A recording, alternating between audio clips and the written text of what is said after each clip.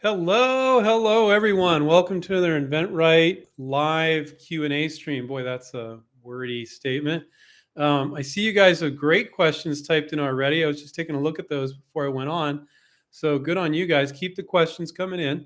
So my name is Andrew Krauss. I co-founded InventRight with Stephen Key over 2 decades ago. So we spent over 20 years coaching and mentoring inventors to license their products, and we're very good at it. We've been doing it for a really long time. And I've been doing these Q&As on YouTube for quite some time now. So if you haven't joined me, I think you're going to enjoy all the answers that I give and the questions that you guys ask, because you guys ask great questions. If you're noticing, I don't have the InventRight backdrop. I'm going to be upgrading it. So I took down the InventRight backdrop with all the InventRight logos on it. I'm going to put up so it's nice dark gray wallpaper with acrylic shelves that are going to house. I burnt myself there. With acrylic shelves that are going to house our students' products on the shelves. And it'll be really cool. It'll be behind. I'm probably going to push the camera back forward, and you're going to see students' products back here that I've licensed that are our students. So that'll be really cool. But for right now, it's just this boring background with a little old-fashioned. My house was built, I don't know, 25 years ago or something. So they used to put those things in. Basically, what we're going to be doing today is talking about licensing. So what is licensing? I always like to say that at the beginning of one of these Q&A sessions. It's their money. So when you license your product to a big company, it's their money, it's their workforce, it's their distribution. If they're in 30,000 stores, hopefully you're in 30,000 stores. So you don't need to raise money. You don't need to manufacture the product. You don't need to hire employees. When you license to that big company, you are that big company in a way, or your product is with that big company. So you don't need to go on some silly TV show. You don't need to raise money from vulture capitalists. Some people call them venture capitalists. I call them vulture capitalists. And you can license your product, and you can dream big, because these companies are big. For them to sell huge numbers of units, it's normal. For you to do that, it'd be very, very difficult. So it's a beautiful thing about licensing. Other thing before I get started, because I did see a couple legal type patent questions in here. Anything I share with you today should not be considered legal advice. Please consult an attorney before moving forward with anything. I'm just giving like general business advice. So let's get going, guys. Start typing some more questions in. Thank you, Diane. You had a question I didn't get, so hopefully I'll read your other answer. We can expand on that. So let's just start with Kevin from the top here. Hi, Andrew. I'm writing a PPA and was wondering about, not worried about, although inventors do worry about stuff, right? Which is normal.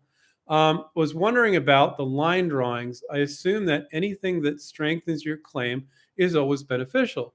But why then are they optional and not mandatory? So provisional patents were set up so that the layman can do it. So the average person on the street can do it. You can write it in common English. You can use pictures. You can use hand drawings. There are no rules with provisional patents. So you don't have to do drawings, but they're incredibly beneficial, because if you miss something, if you are writing about what you're covering or wanting to protect in a provisional patent application and you missed it, but you have a picture, hand drawing, or a picture. By the way, you could take a picture. You could include that. You could do a hand drawing. You can do anything you want with a provisional patent application. But if you're like, oh, but they're in that picture or they're in that drawing, I did include that, and you forgot to cover it in writing. So that's why you're right, Kevin. It's very beneficial to include drawings. And you're saying, why aren't they mandatory? Well, the patent office has given the average person the ability, without all the restrictions, to file a provisional patent without any technical specifications required. That doesn't mean you don't want to do it. And we heavily advise people to include pictures or drawings in your provisional patent for the reason that I just said, is if you miss something in what you wrote, you can still reference that picture possibly and get that priority date. Now realize a provisional patent application is just that. It's a provisional patent application. Attorneys always correct us when we don't say that correctly. And in this sense, sometimes I think they're being too anal retentive, but in this case, I think they're right. It's not a patent. It's a provisional, people call it a provisional patent, but there is really no such thing as a provisional patent. It's a provisional patent application. If you don't later file a utility and reference your provisional, you won't get protection from that date. So it's not a patent. It will never get issued. You're going to later file a provisional if you get interest from a company using our approach, then cite that provisional patent, and you'll be protected from the date that you file it. So it's a placeholder in time. So it's not a provisional patent. It's a provisional patent application. If you don't later file a utility, you won't get protection from that date. See, hi, Andrew. J. Bell here. Last week you mentioned the inventRight Design Studio. Can you tell us more about it? What's the fee? What's the process of working with them? So our design studio at inventRight was always meant before to just be used by our students. So the coach would work with the student on their sell sheet, which is a one-page PDF advertisement basically for your product. And the coach would work what the benefit statement is, what the bullet points are, what the picture should be. And it may look terrible, but it has all the right bones because the coach would help the inventor to make sure that's all correct. And hopefully in the future, then the student learns and they're like, oh no, I know how to do a good sell sheet now. Because most of you don't. Most of you suck at sell sheets. Whenever I see sell sheets from non-InventRight students, from inventors, I saw one just earlier today and I'm like, oh my God, this is terrible. Now, sometimes I see ones that are like, okay. You don't want okay. You want them to get your product in 6 seconds. And this one I was looking at today, without a doubt, did not accomplish that even remotely. So you need them to understand your product in 6 seconds. So the coach, the InventRight coach, knows how to guide one of our students to do that, to do a good benefit statement, good bullet points. Or when you look at the big benefit and statement and words and you look at the picture, you're like, oh, I get it. That's not easy to do. So I'm not beating you guys up because it's not easy to do, but the more you do it, the better you get at it. And then the inventor would send that to our design studio, and our design studio is just responsible. It's not a marketing team. Your coach is your marketing team at InventRight. The design studio would then make it pretty. It would make it beautiful. And I've seen some amazing sell sheets from design studio. The samples we actually have up on our website they're not nearly what we send our students, if you ask me. But we can't put our students' products up because everything our students share with us is confidential. Short. Now, a while back, we decided to make the design studio public. I had hesitations about that. Stephen wanted to do it, and I agreed to it, and I think it's fine. But here's the downside.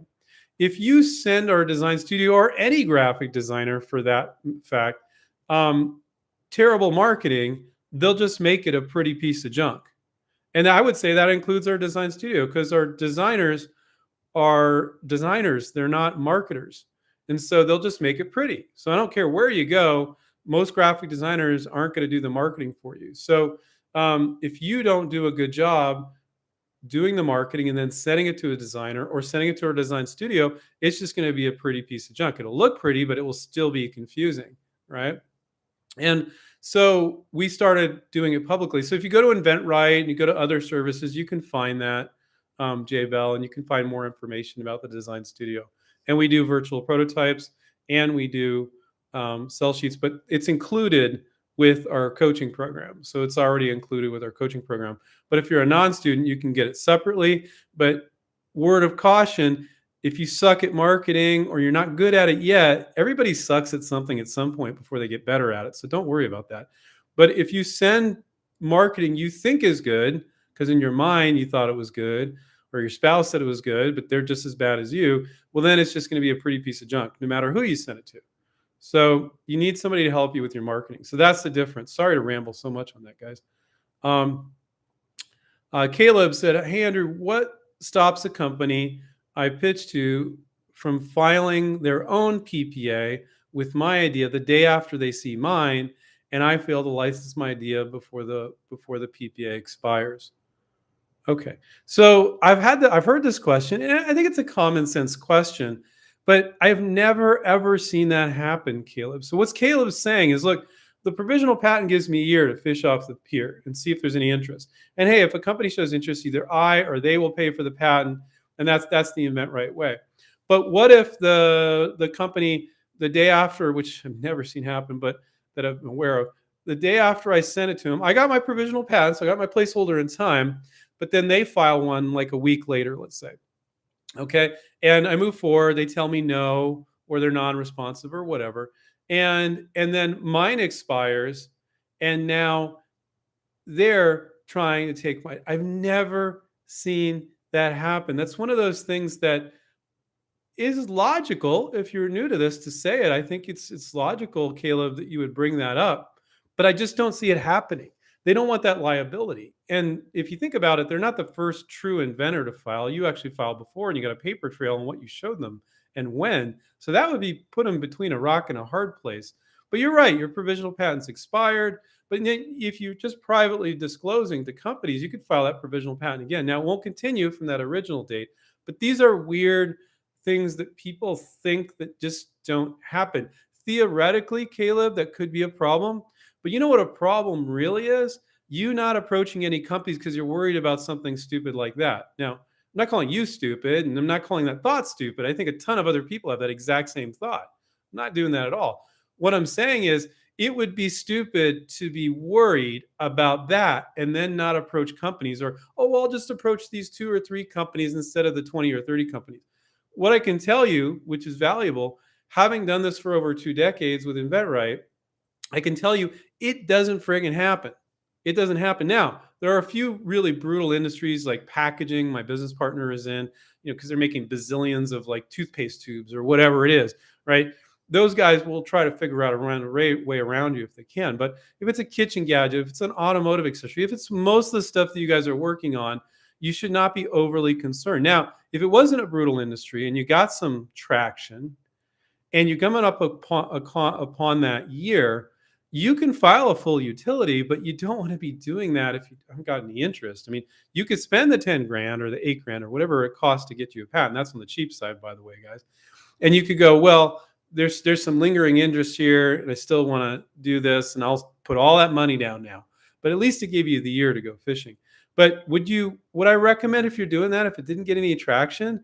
My God, no. How many times are you going to do that before you go broke? Maybe move on to the next idea. Maybe refile the provisional again. You'll get another year. You won't get a year from the original date. You get another year from your new date, and allows you to legally say patent pending on your application. Now, I know earlier I said a provisional patent application is not a patent, but here's the cool thing. You can legally say, according to the patent office, when you file the provisional patent and you show a company your marketing materials, you can legally say patent pending. You don't have to put provisional patent pending in small letters at the bottom of your sell sheet. Small letters, by the way, no big, huge. That's a rookie move. Big, huge letters, patent pending. You're proud of it. Don't do that. It looks paranoid.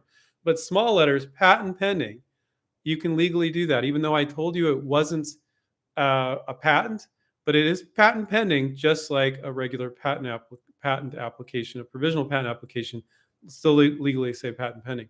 So, Caleb, perfectly legit question. I'm sure other people have that worry too. I would too if I was just starting out. I'm telling you, man, it's really so unlikely. Something could happen, but do you want to go by what could happen? Or do you want to talk to a guy that's been doing this for over 2 decades and has had students in 65 countries and say, we've literally never seen that be a problem? But it could. So again, what I'm sharing with you is not legal advice. I'm just sharing you a practical look at it. What is much more common is inventors, out of their own fears, this and many others, do not move forward. They do not approach companies. Most inventors rip themselves off. They don't get ripped off by others out of their own fear. So Caleb, great question. Everybody else is probably worried, thinking about that. And if they weren't thinking about it, they're like, oh, that is a good question, because it's a great question. Okay, Diane said, evening, Andrew. Please tell if licensing out an idea, do we need a website or just a domain? You don't need either. A domain is it's just a website URL like inventRight.com. So she's saying basically, do I actually need to put a website up and put all my product up there and stuff? Or can I just use DianeWilson.com? Let's say if you, DianeWilsonDesigns.com is your website. You don't need either. You do not need a website. You do not need a domain. What I would do to create a professional appearance, Diane, is just do DianeWilsonDesigns@gmail. Looks very professional. Don't do happybeach@gmail. That's very unprofessional. And then your email signature is Diane Wilson, product developer, DianeWilsonDesigns@gmail. And you're good to go, and your phone number could be your cell phone. Okay, and now don't have kids screaming on that cell phone. Typically, we don't do that these days. Usually, when people use their home phone numbers back in the day, doing this for a long time, they'll when they use their home phone numbers, they'll have kids screaming, "Hey, this is so and so, and this is little Joey, and this is that." You don't want that. Okay, so just say this is Diane Wilson with Diane Wilson Design. Sorry, I couldn't pick up the phone. And your friends and family, they heard you say it was Diane. They know your voice, so that's not going to create a problem. But it's still professional if they call, which they almost never call, by the way. They almost always email. It's very rare that they would call. I would say when a company shows interest, to have them pick up the phone and call you, I don't know, maybe 3 or 4% at most, they're going to email you back. Okay. So don't worry too much about the voicemail thing. But anyway, okay. So getting back to her question, do I need a website? Absolutely freaking not. You know, when you when you being a little silly there, when you approach companies, a one-page PDF that you email or a short 30 to 60-second video, YouTube video, unlisted, so nobody can see it, so essentially private, is fine. They don't have time to dig through a website. When I do see people with websites, guess what I normally do? I have them create a sales sheet because they don't have time for that. That you can't go on a website usually. I've seen a few and you don't want to make that public disclosure either. You want to privately show this to potential licensees. But when I do go on websites, very rarely it's like, boom, I get it in 6 seconds like a sell sheet. Too much junk, too much stuff to click around on, go to the wrong place. You want to funnel them right where you want them looking at your sell sheet or your video. Okay. So definitely don't need a website, don't need a domain, don't need to get to DianeWilsonDesigns.com so it looks more professional. Just do DianeWilsonDesigns at Gmail. Okay, now if you want to, you can do that, not utilize. But I always kind of trip out when I see people with their own domain names. And then I go to the website and there is no website. It's just like, oh, it's just kind of a little confusing. So I'd say Diane, don't even bother with it. Let's see. Okay, Radu. Hi, Andrew. If your design concept requires a complex internal mechanism to function, for example, a tool with moving parts inside, is it important to completely engineer the product before filing a PPA, contacting companies? Question mark. Or can you reach out to companies with a general idea, but let them work out the technical aspect? How much engineering is required on the inventor's part? So it's going to depend on the product, but most of the time, so let's say you have a really complex product type. Okay, let's say it's electronic or something, it's more complex. And you don't understand even how the whole thing works, but your piece of it is a physical, mechanical thing. You put a hinge on it on the side or it moved like this. Do you need to understand that whole product? Hell no, you don't. You need to understand your piece of it, your change. Now, you can even not understand that. So let's say it's because electronic products are more complicated, but let's say it's an electronic product and you're like, I don't know how circuit boards work. I don't know how this or that works, but I do see some products that have a thing that beeps here and then notifies you here, this and that. So if you find similar products, it could be for a completely different purpose. And when you tell them, well, when they ask you, well, how do we make this? Like you just pitch the benefits of the product. You're right. So Radu, you're right. You pitch the benefits of the product because what you are selling is not the engineering. It's not a prototype. It's the benefit of the product. So if it makes it easier to cut vegetables, that's what you're pitching. So you're not sharing all these little details about the inner workings with them anyway. You're going fishing and getting interest. So let's say it was a more complex product than like a kitchen cutting board, and they had questions about how this thing would be engineered. You could say, well, there's that, and it sells for $29.95, and I'm just making this change. So by citing products that might not be doing the same thing, but kind of the same thing, like kind of like has the same number of mechanism that makes a beep or a boop or something like that. Okay, I'm being ridiculous now, but you get the idea. And you're like, well, they can make that for $29.95. I'm just changing how it works a little bit like this. And they're like, oh, okay. Yeah. So now we know we can do it. So no, my God, to completely engineer a complex product with many moving parts, go fishing and get the interest. Here's the litmus test.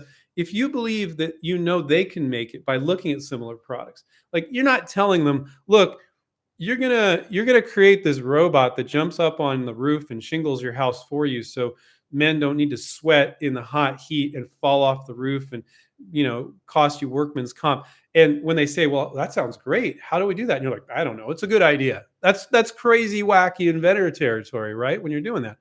But when you say, well, there's that and that, I'm just making this change, you're like, oh, okay.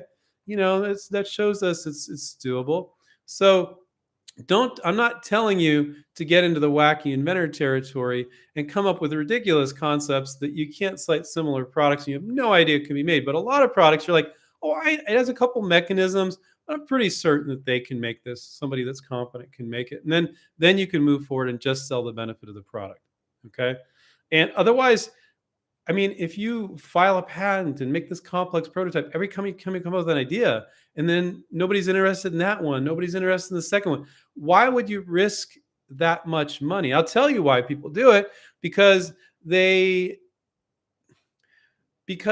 just, oh, but I believe in it. I believe in it. It's like, well, that's great that you believe in it, but do you want to risk that much financially? And it's completely not necessary in order to get interest. So why would you do that?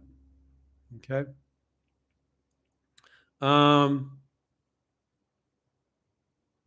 Okay, Tiffany, you guys have fantastic questions today, by the way.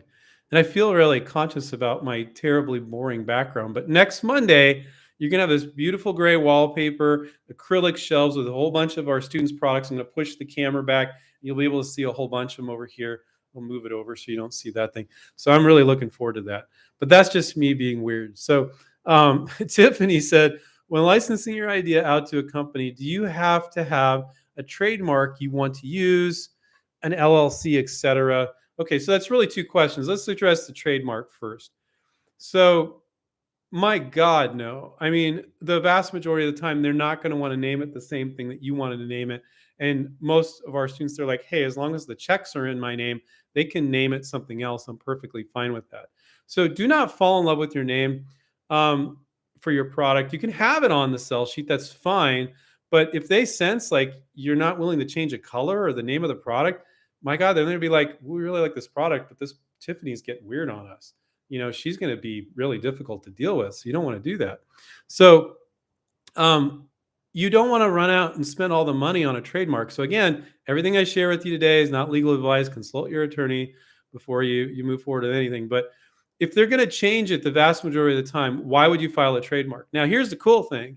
There's two types of trademarks. There's a common law trademark and a registered trademark. Common law is that little TM with a circle around it, and the registered is the R with a circle around it.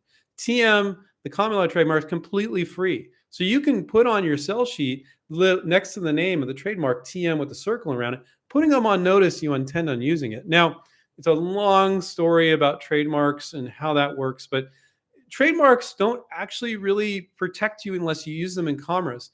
Now, inventRight has had a common law trademark for 18 years, and we only filed a registered trademark like 2 years ago, because we used it in commerce. So when we used it in commerce, anybody that's doing inventor coaching that try to use inventRight, we would kick their butt. We'd just go, here's the paper trail, and we didn't even have to file a registered trademark.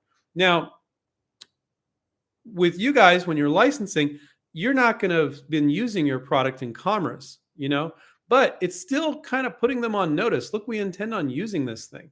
Okay. So to spend all the money with the trademark attorney, knowing that most of the time they're going to end up changing the name, you can do that. You can go out and file a registered trademark, have an attorney file it, and it creates a little bit more of a paper trail on that as opposed to you just selling in commerce, or if you're not selling in commerce at all. So it does give you additional protection, but is it worth it when they're going to change the name 9 times out of 10? No. From a practical perspective, it's totally not. So, but if you really get some traction on it, then you can go register it, and pay for that. They're like, well, and not just getting traction on the product, but they're like, oh, and we really love the name, and then the company's not going to go. I've never had a student where the company liked the name, which they do sometimes, and they're like, oh, we're just going to register this, and you're not going to be able to use it. We're going to steal the red trademark away from you. I've never seen that happen. So the other part of Tiffany's question is the LLC part. Most of our students, they'll file an LLC or corporation when they do a deal with a company. You never want to do a deal under your own name. But until you get a deal on the table, you could wait to do the LLC, and most of our students do. So most of our students file an LLC, like when they're in the midst of towards the very tail end of a deal, and you tell the company, "Look, I got this LLC, I want to do it here." They don't care. They just want your product. They're not going to be like, "Why did you do this Tiffany Adrian Designs? You said in your signature before, and now you're wanting to do Tiffany Designs LLC. What's going on?" Like they don't care. They really don't care. So that's something you can do later. But again, I always say contact your legal advisor if you want legal advice. It's not legal advice. Um, Daniel, you guys got great questions. Can you elaborate on any negative effects by filing the same PPA within the 12-month period of the first PPA other than the cost? No, I think it's nothing but positive effects. So if you file a PPA, let's say you filed a PPA 6 months ago, okay? And in there it has A and B. So that's what you're protecting, A and B. And you're like, today you reached out to a company, they didn't like something about it, and you're like, let me see if I can fix this one example. If I fix that, can I get that back to you? Can I send you another version? They're like, oh, sure. I don't know how you're going to fix that. And then you come up with an idea and you're like, ooh, I know how to fix what they don't like about this product. And so you're like, but before I show it to them, I'm going to file another provisional. So you can take that provisional you filed 6 months ago, it had A and B in it, and you can simply add C. So from 6 months ago, you're protected for A and B, and today you're protected from C, but also A and B for another 12 months going out once the other one expires. Um, but you don't preserve that date for A and B. It's the new date, okay, once your 12 months expires from that. So I don't see any negative effect. I see nothing but positive effects. And really professional inventors will file multiple provisionals if there's something that they missed out on. So it's not like you're stuck and you come up with improvement. You can't, just another $75. So I see nothing but positive stuff in filing additional PPAs. And so let's say a company shows a lot of interest and you say, well, I got multiple PPAs pending, then you can, hopefully they can give you the money. They give that to your attorney and you tell the attorney, look, I got multiple provisionals. You'll be protected from those dates for the things you protected on those particular dates because they're going to reference the provisional patents and the full utility patent. So no, there's nothing to worry about. Of course, you got to, like you said, you got to pay the $75 for each PPA. So, but that's a very positive thing to do. I mean, the only downside, I think, if you don't understand how PPAs work, but I've explained some of the basics. So, um, let's see. Deidre had a question, but I didn't understand it. Deidre, okay, large manufacturers sent teaser to send to 45 possible companies showing my product. I don't know what that means. Is this promising PPA in place? Lots of phone calls and emails received. Okay, so she's saying she sent to 45 teaser. Okay, so she's saying she sent never sent a teaser to 45 companies showing my product, and she's saying lots of phone calls and emails received. And is this promising PPA? I don't know what you're saying, Deidre, but never. So I'm just going to take a piece of what you wrote and say, don't do this. Don't tease them. That's just BS. That's just wasting their time. Show them the advertisement they would show their customer. Would any company ever make a product like a tease where you're not fully getting what the product is just to be intriguing? That's just ridiculous. Never do that. You always want them to understand what the product is. Now, if there's some sort of complex inner workings and that doesn't, and you don't need to show that in order to sell the core benefit. So that's not teasing them, but that's fine. But sell the core benefits so they can be intrigued by the product, but don't make it confusing or tease them. So I'm kind of just taking, Deidre, just a piece of what you said because I don't understand your question and making it my own question up. If you want to type in more, okay, you did type in more down here. Large manufacturing and distributing company has called numerous times. Many emails. Okay, great. They just wrote a teaser to get 45 companies to review to review my product. Is this good PPA? This good PPA in place? I read one simple idea. Okay, so that's our book. No, you that's I've never really I don't normally see that. That's a little bit unusual. When you said they're going to show it to 45 companies, I'm assuming they're going to show it to 45 retailers. That's a lot. Um, I wouldn't be concerned about it, but you filed your provisional patent application. When a company, a potential licensee, likes your product and they want to show it around to a retailer, go, "What do you think?" So that the buyer at the store can say, "Ooh, I like this. This is interesting. I like this. What's the price point?" That's nothing but a good thing. Little confused as to why it would be 45, though. That seems a little extreme. Sometimes the DRTV infomercial companies, they'll send an email out to an email list, a blast to like hundreds of thousands sometimes, just to see if people will click on and buy it or they look at it or what have you. So I don't have enough information, Deidre, to go there, but normally that's a good thing. It's not something I would be concerned about, but it's a little odd, 45 retailers. So I'm not completely getting it, but I don't have all the info. Um, Jeff said, I'm communicating with potential licensee. In the meantime, connected with someone at the parent company. Talk to both, question mark. Ah, um, no. Once you make a connection with one person in the company and they say they're going to show it around, don't approach other people in the company once you've made that connection. So if you've made that connection, don't show it to somebody in the parent company. Let that person be your Superman or Superwoman within the company and do the best that they can to show it around and have good communication with them. But don't go, I wouldn't say it's behind their back. Now, keep showing it to more companies, other companies, but don't show it to a different parent company when they're part of that company. That's you got to trust them. You know, definitely. Let's see. Jay Bell says, "Love the idea of a student showcase." Yeah, it's just going to be a bunch of products or students of license in the background. It'll be kind of cool because when we're doing these Q and A's, maybe I'll use some of them as examples. So that'll be really nice. It's much better than this incredibly plain background I got here right now. Um, thanks for the thumbs up, Robert. Hi, Hassan. Other person said, "Hey, dude." Uh, yeah, dude.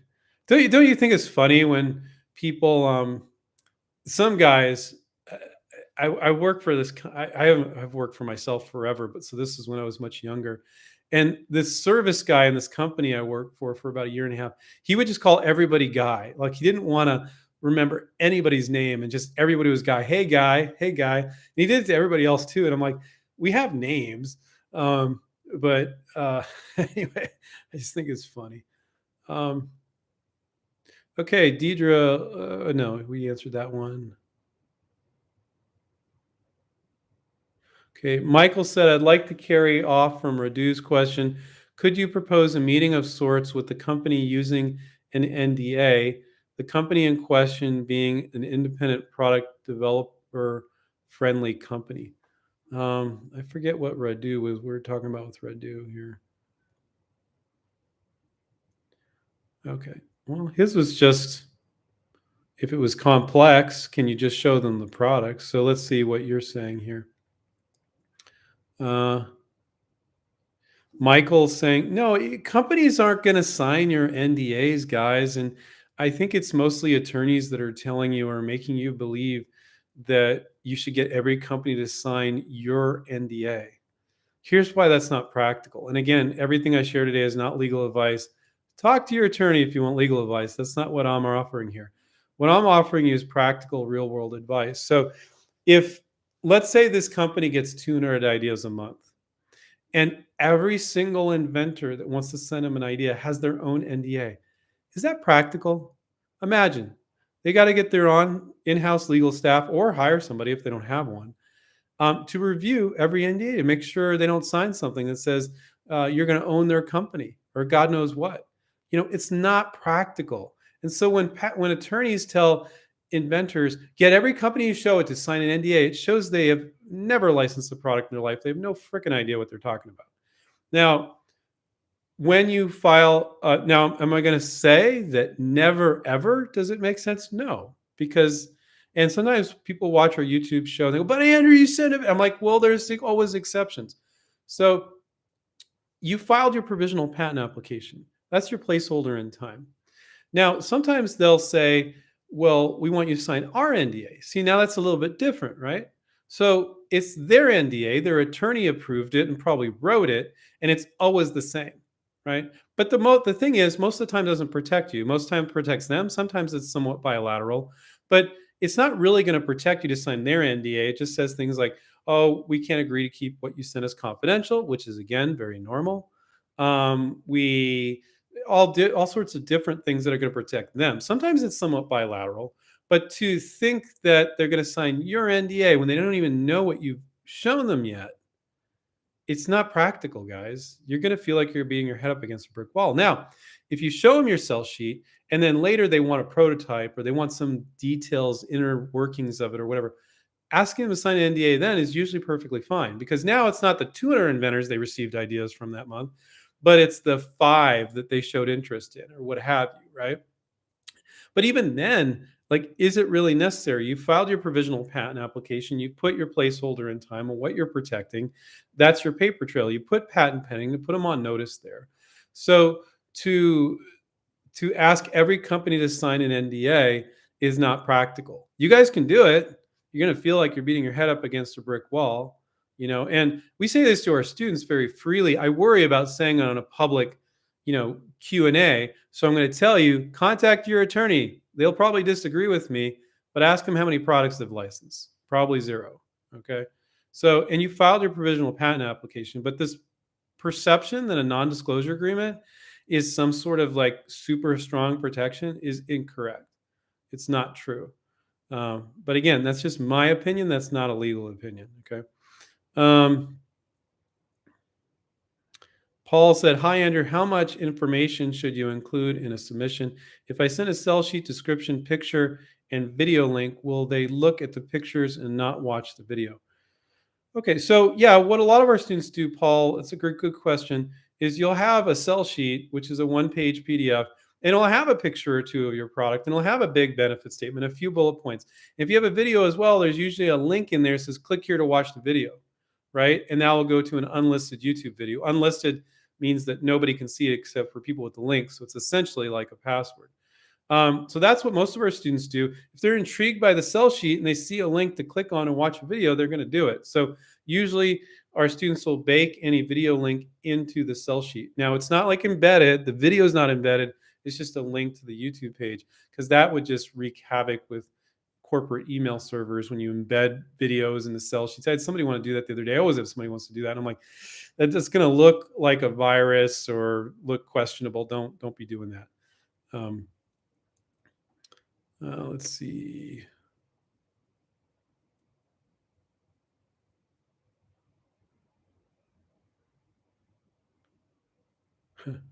Okay. Thank you, Jaybel. Always lots of great info in your self-described rambling and blunt answers keeps me tuning in. Thank you. So you guys, Jaybel likes, that's not Jaybel. Yeah, it's Jaybel. Likes my rambles. Thank you. I appreciate that. Tanya said, "Thank you, Andrew, for the transparency." You're welcome.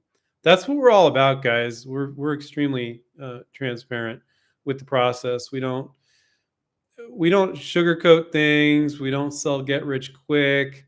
We're about keeping it real, and we want to work with people that want to keep it real. We don't want to work with people that just want to have an idea and make no effort. Like, I know that licensing is like a thousandth the work of starting your business and making and selling the product yourself, but it's still work. And we don't want to work with people that just think they can have an idea and not do any work at all. You still got to reach out to those 20 or 30 companies. You have to have a decent sell sheet. You have to learn how to file a provisional patent. There's some stuff to do here, but it's stuff that anybody can do. And we've had students that didn't have a GED to students that have a PhD, and everybody in between can do it.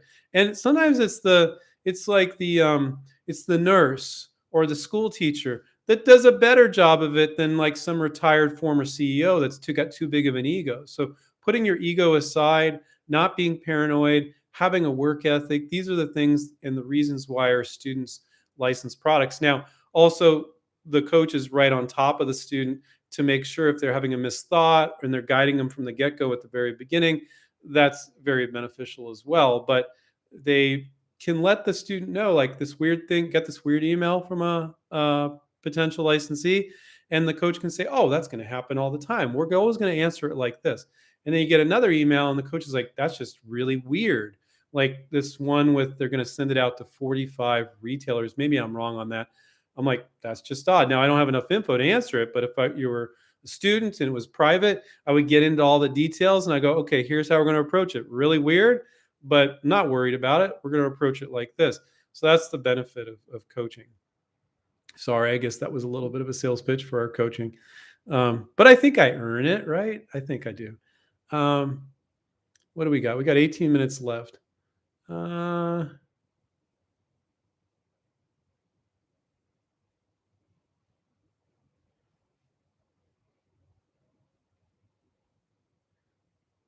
okay, I don't know. Joanne, I think, why do they want prior art? I don't know what the answer is, Joanne. I need to think on that. That's one I need to think on a little bit more. I'm just not concerned about it either way. She was kind of asking with the American Invents Act and PPAs and why are they asking for this or that? Well, why do they want prior art if it doesn't matter? Well, who said you should put prior art in the PPA? I don't. So yeah, I think that's one I'm just going to move on from. Um, you can really go down rabbit holes with this patent stuff. I've seen over the years people get really, really creative with these very intricate patent problems.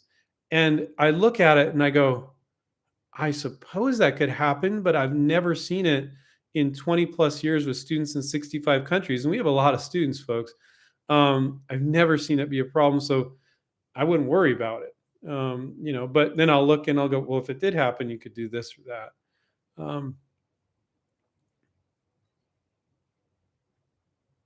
Michael said, "Ever thought of individualizing your services to sell them a la carte?" Of course, we've thought about it, and we've done it in the past. It doesn't work. Um, Without helping the inventor through the entire process, piecemealing it doesn't do work. I used to answer questions for free from different inventors, and I realized after a period of time I was doing them a huge disservice. Later, they'd check in, and I'm like, and they'd show me what they did, and I'm like, whoa, you went down a serious rabbit hole in the wrong direction. So the reason why we don't do a la carte services is we found if you're not right on top of the inventor every week with a one-on-one phone call and email constantly, that they'll just go way off track, make wrong assumptions. Like one company told them something, now they're assuming this, where when they're talking to their coach, the coach is like, no, that's not normal at all. Like, and they were just going, this is how it's always going to be. Like they were convinced.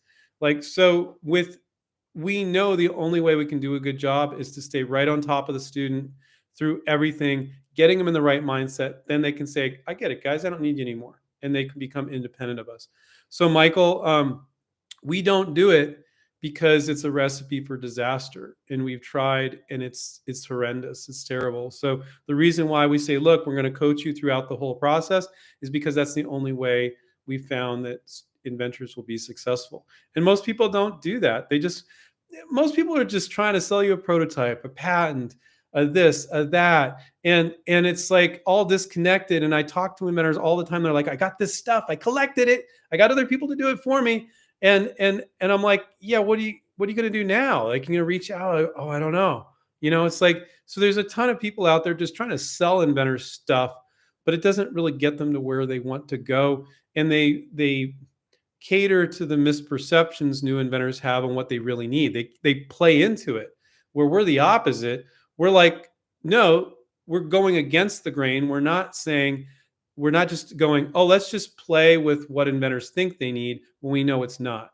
So we're just arrogant enough to go, no, this is what inventors really need to be successful, even though it's not what everybody's asking for, which is the guidance and the actual people. Steven has been talking about this, my business partner, other co-founder, a lot. It's like, why, Andrew, why do people insist that they think they can be an inventor with no training whatsoever?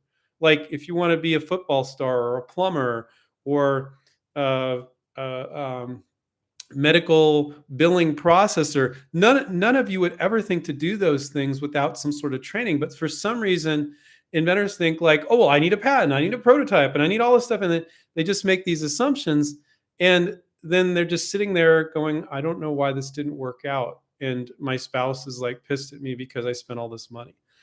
So sorry, it's a really long answer, Michael, but the a la carte thing does not work, man. And we're not into doing things that don't work. We're into doing things that work. We're not like, oh, well, this is an easy way to make money from inventors. BS. That's bullshit. We want to do things that work. And that's us.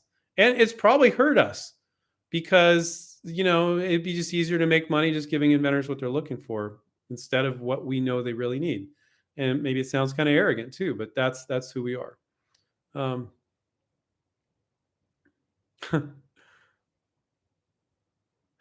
Robert said, idea, cut your wall out and engineer it to recess your display shelf so you don't have to have the camera backed off so much. That's creative, Robert. I don't think my wife would appreciate that, but I think just moving my desk forward a little bit, I think that'll be easier. I think it's going to look cool. I got some gray wallpaper and I got these acrylic shelves. So I think, in theory, all the products will kind of look like they're floating and the products will be more emphasized rather than this big giant shelf that's there, and it's going to kind of space them out depending on the site. We'll see what it looks like. Come back next Monday and you guys will find out. But I'm excited about it because I'm very proud of all the inventors that we've helped and their products and everything. So Zam said, hello, to help with some protection, especially with a novelty product, can a copyright be used for the sell sheet? Thanks. Yeah, you can put the little C in the copyright notice on anything. So yeah, I would always do that. Why not? But don't think like a copyright protects the invention itself. I mean, now Zam's working on a novelty product, and Zam, you're not an inventRight student as far as I know. We do have some inventRight students because novelties, you got to go through a lot of products before you license one. We do have some inventRight students that will not file a provisional for every novelty thing. They start to make friends and relationships with 5, 6, 8, 10, 12, 15 companies. And the company's like, yeah, just send me your stuff. And they could actually sometimes with novelty can kind of send slightly cruder presentations. And they just don't. They trust the companies and they don't want to be spending $75 every time. That's not what we advise our students to do. We advise our students to always file a provisional. But in the novelty business, you need to go through some volume a little bit before you get one that hits. So we do have students inventRight students that are doing that because they've heard us talk about it being an option, although not what we recommend. So, and now I think Zam's trying to go, oh, maybe I just copyright the sell sheet. I'd say, you just put a little C with a circle around it. Everything you do is automatically copyrighted. When I give this talk publicly on YouTube, it's automatically copyrighted for those of you who don't understand copyright. Yeah, so I think that's fine, Zam. Put a little C with a circle around it. And I would still advise you to file a provisional patent for now until you get comfortable. If you're already comfortable with that, fine. Novelty companies aren't typically the types that really knock people off anyway. Alex said, can an individual create an LLC? Yes, you absolutely can. You can create a limited liability corporation. You can, Alex. I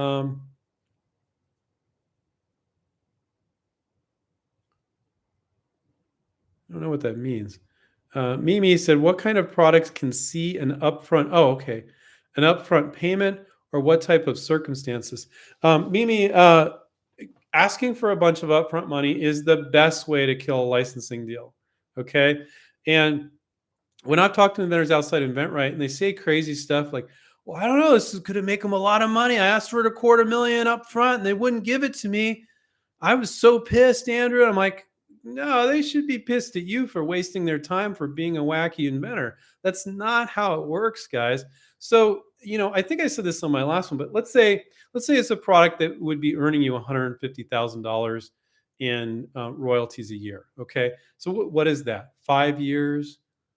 That's a $250,000. That's $750,000 after 5 years, right? So let's say it's a product it's earning you some nice royalties, $150,000, and if you multiply it times 5 years, that's $750,000. Okay, let's say that's that good of a product, right?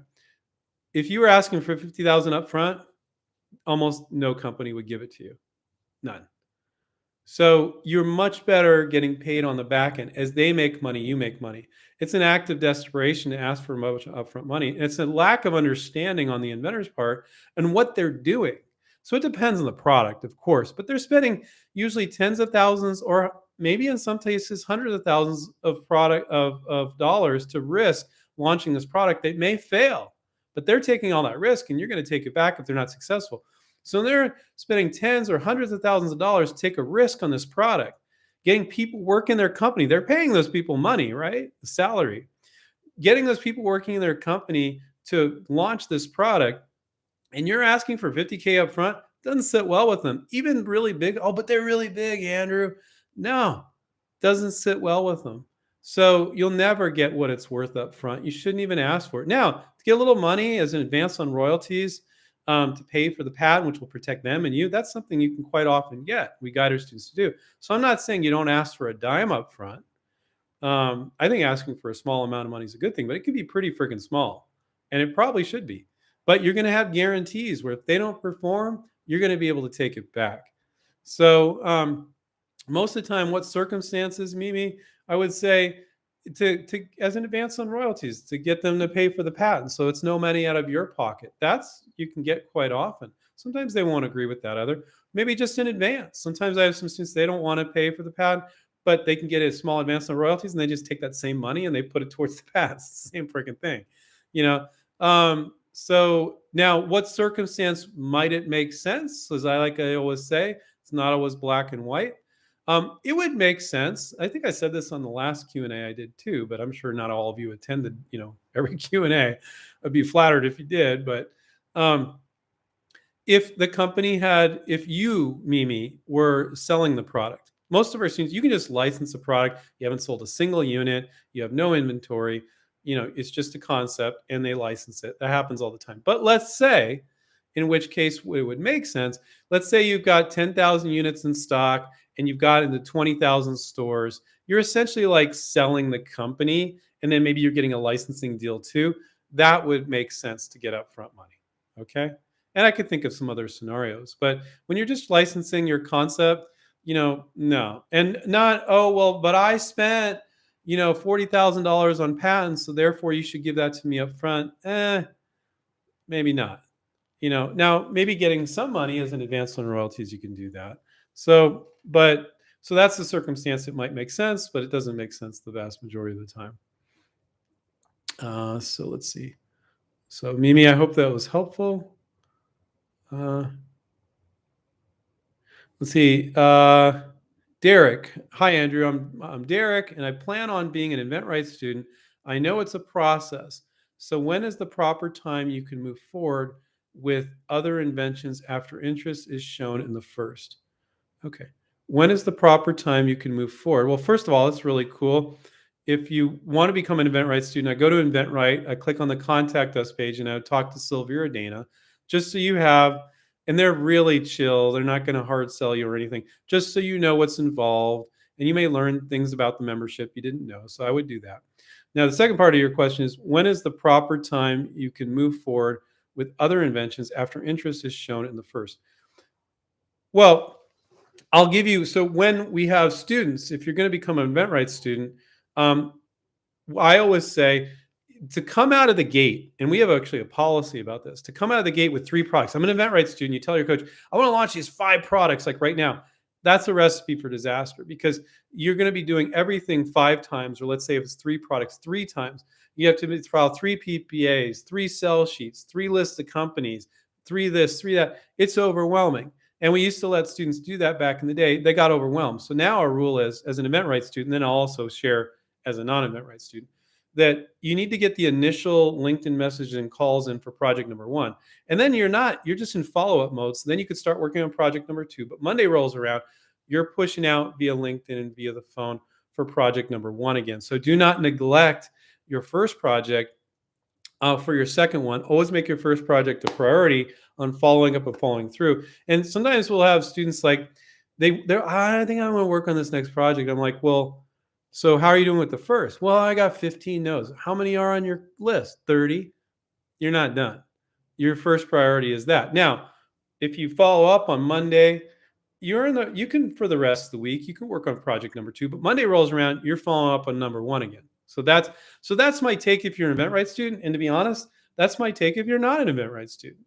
You always want to make your older project a priority. So you can have a pipeline. You could have 2, 3, 4, 5, 6. I have students that have like 15 products in their pipeline. That's ridiculous. Most people don't do that. If you're very organized, it's not ridiculous at all. But always make your older project your priority. Don't start getting flaky with it. If you haven't got a no from everybody, you're not done. And even then, you're not done, because you can always reach back out 6 months later and you might get them a different mood. So always make your older project a priority and then kind of work back from there. And then Monday rolls around. That's just an example. You could set it up however you want. You go back to project number 1. You got that done there. Then you're done number 2. And then you're like, well, I can work on my 3rd project now. But Monday rolls around. You're working back on number 1, number 2, then number 3. So hopefully that makes sense. I've given this a lot of thought. And that isn't just something I'm pulling on my butt. I'm telling you, that is the way you should do it. Otherwise, you're going to overthink things. You're going to quit before you should. You got to be like a robot and follow up. Okay. Okay.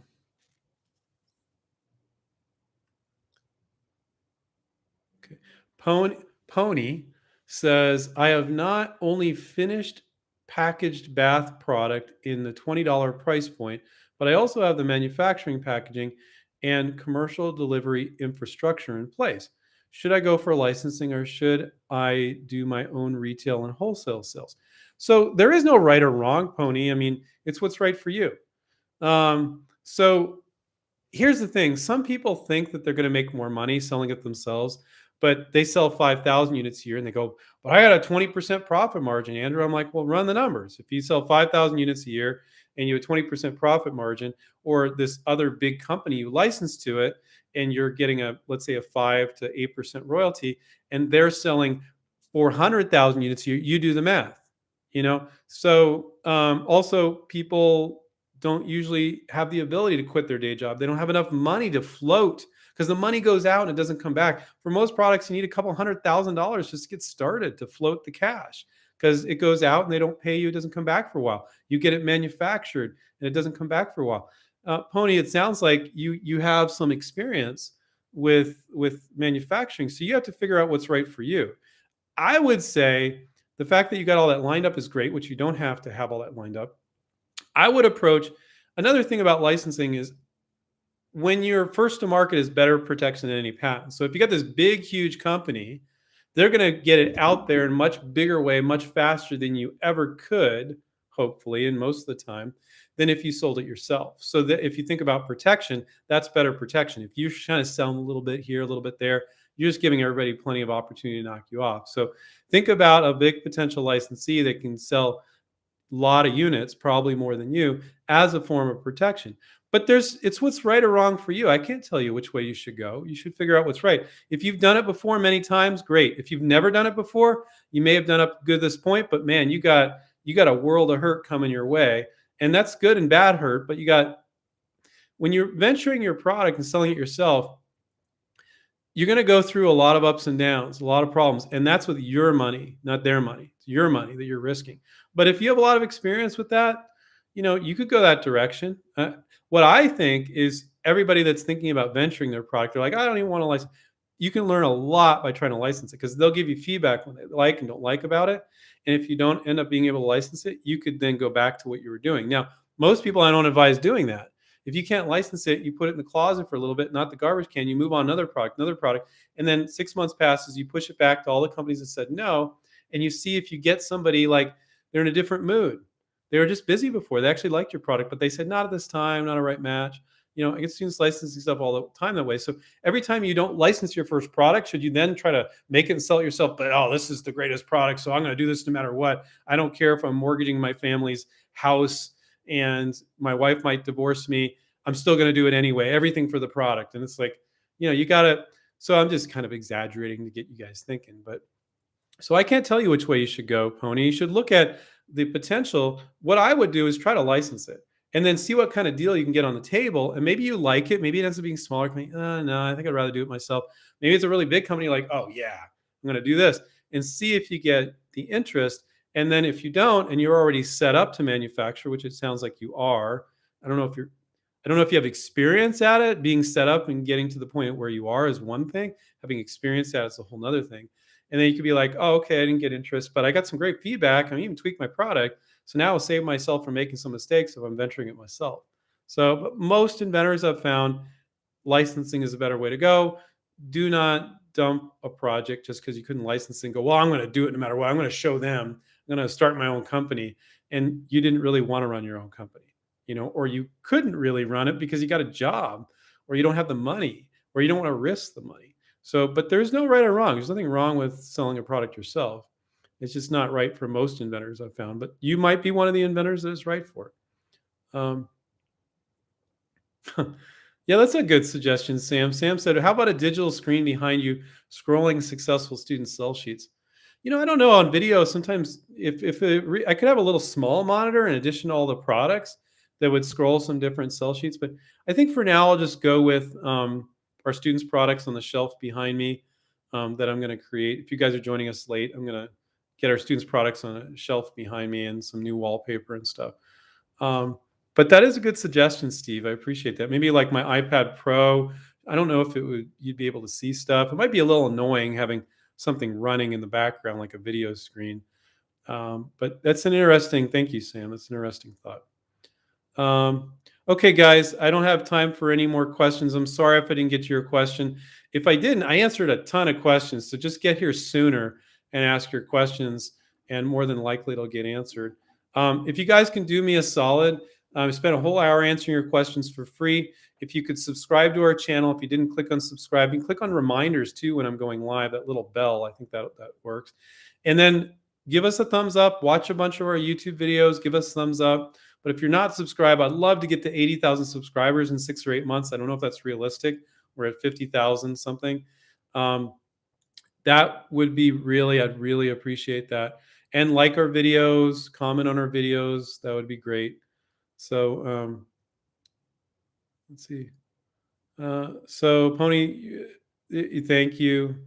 And thank you everybody else too. Thank you so much. I remind everybody to take care, keep inventing. I'm going to go pick up my dog from the vet because she got her teeth cleaned. They had to put her under to clean her teeth. I thought that was kind of crazy. I got 2 dogs, one perfect teeth. They're both sisters, exact same age. And one was looking all brown. So I don't know. It's just genetics, I guess. It's kind of weird. Sisters, but so I got to go pick her up. And it costs more than a teeth cleaning for myself, which is kind of crazy. But anyway, take care, everybody. Keep inventing, and we'll catch up with you next time. Bye.